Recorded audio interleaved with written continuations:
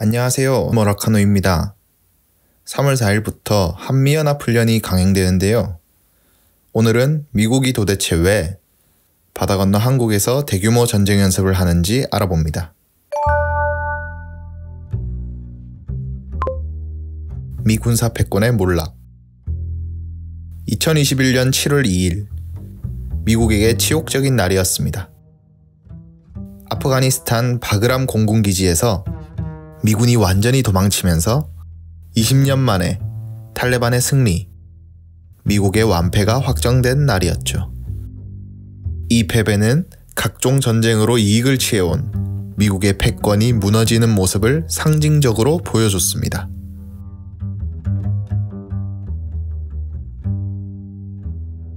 미국은 우크라이나 전쟁에서도 혼쭐이 나고 있습니다. 2022년 나토의 동진과 우크라이나 극우 세력의 학살 만행으로 촉발된 우크라이나 전쟁은 사실상 미국의 대리전입니다. 하지만 러시아의 힘을 빼고 국력을 소진시키려던 미국의 의도는 처참히 실패했습니다. 오히려 러시아, 중국, 북한의 협력이 강화되는 국제사회의 다극화를 재촉할 뿐이었습니다. 2023년 우크라이나 전쟁의 늪에 빠져버린 미국은 중동만은 안정화되길 바랬지만 뜻대로 되지 않았습니다. 결국 중동을 통제하지도 못하는 신세로 전락했습니다.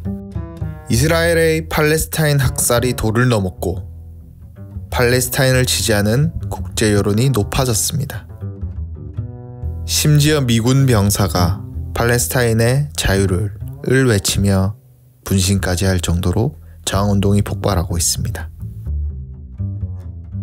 이스라엘은 미국의 말조차 듣지 않는 괴물이 되어버렸으니 미국의 패권 추락은 막기 힘들어 보입니다. 몰락하고 있는 미국은 마지막 보루로 인도태평양 지역을 주목하고 있습니다.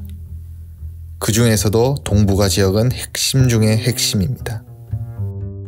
동북아 지역에서 북중러에 대응한 정치 군사적 우위를 확보하면서 이들을 제압해 나가겠다는 것이 미국의 속내입니다. 그 중에서도 북한은 미국의 첫 번째 대상이 됩니다. 미국은 이것을 위해 윤석열을 돌격대로 앞장세우고 있습니다. 과거 제국주의로의 귀환을 꿈꾸는 일본 극우 세력까지 끌어들여 한미일 군사협력 체계를 완성했습니다. 윤석열 정권은 오로지 예속적인 한미동맹에만 목을 매면서 중국, 러시아까지 적대관계로 만들고 있습니다. 미국은 한반도에서의 핵전쟁을 착실히 준비하고 있습니다.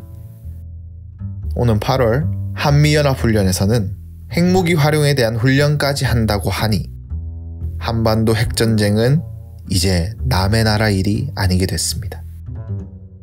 이미 장기간 유령화된 유엔군 사령부를 부활시켜 전쟁 시 동원 국가들을 선별했고 한국을 전초기지로 일본을 후방기지로 삼아 한미일 군사협력을 완비했습니다. 앞으로 진행될 대규모 한미연합훈련은 한미 당국의 핵전쟁 실전훈련이 될 것이며 일본까지 끌어들인 한미일 전쟁 연습으로 나아갈 것입니다. 윤석열의 오판. 한국 보수 정권은 정권 위기 순간 대결 카드를 꺼내든 적이 많았습니다.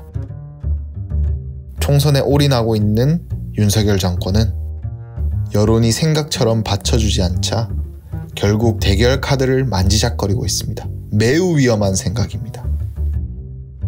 지금은 이전처럼 말폭탄이 오가는 그런 시대가 아닙니다. 북한이 남북관계를 교전 중인 두 적대 국가로 규정한 상태에서 대북전단이 살포되거나 휴전선 인근 대량 포사격 훈련이 강행되면 누구도 원치 않지만 전면전으로 번질 가능성이 지금 매우 높습니다. 서해 NLL 문제, 대북전단 살포, 9.19 군사합의 효력 정지로 인한 접경지역에서의 포사격 훈련은 현 국면에서 전쟁을 부르는 3대 위험 행위라 불릴 만합니다. 윤석열 정권은 적당히 대결을 유도하겠다는 오판을 하지 말아야 합니다. 대결 카드는 곧 전쟁을 부릅니다. 윤석열 대통령은 한반도 전쟁 위를 부추겨 총선에 이용하려는 일체의 시도를 하지 말아야 합니다.